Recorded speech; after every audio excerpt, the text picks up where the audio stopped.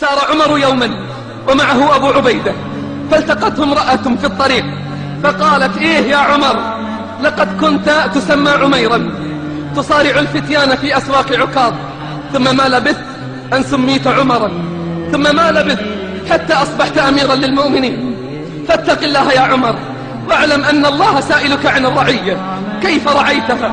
فبكى عمر بكاء شديدا، فلام أبو عبيدة المرأة على قسوتها على عمر، فقال له عمر: دعها يا أبا عبيدة، فهذه التي سمع الله قولها من فوق 7 سماوات.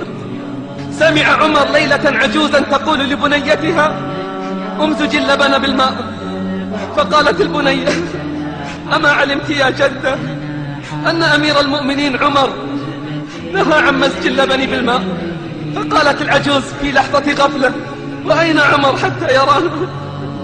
فقالت المؤمنة الموقنة بنظر الله: إن كان عمر لا يرانا، إن كان عمر لا يرانا فرب عمر يرانا. مر ابن عمر على رويع غنم في صحراء، فقال له امتحانا: بعنا من هذه الشياه. فقال: أنا مملوك ومؤتمن، أنا مملوك ومؤتمن. فقال ابن عمر ممتحنا إيمانه: قل للمالك أكلها الذئب. فقال رويع الغنم الذي امتلأ قلبه خشية من الله: وماذا أقول لله؟ ماذا أقول لله؟ إن قلت للمالك أكلها الذئب فماذا أقول لله؟ ماذا أقول إذا نطقت الجوارح والأركان؟ اليوم تشهد عليهم ألسنتهم وأيديهم وأرجلهم بما كانوا يعملون، يومئذ يوفيهم الله دينهم الحق ويعلمون أن الله هو الحق المبين. فبكى ابن عمر وأرسل إليه من يعتقه وقال له: كلمة اعتقتك في الدنيا، كلمة اعتقتك في الدنيا، أسأل الله أن تعتقك يوم أن تلقاه،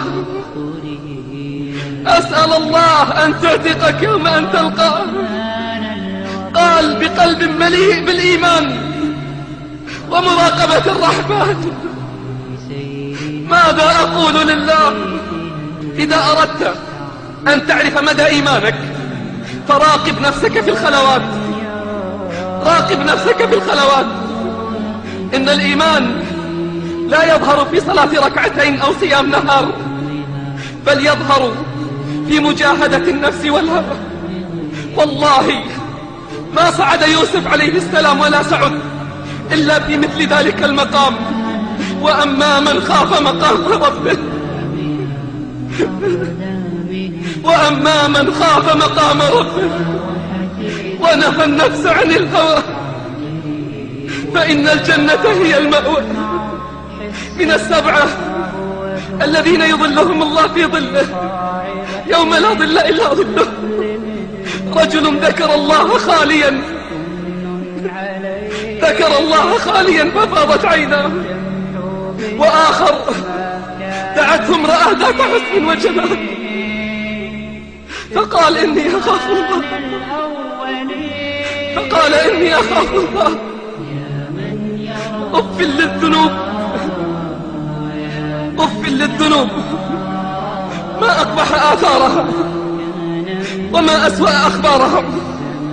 وهل تحدث الذنوب إلا في الغفلات والخلوات؟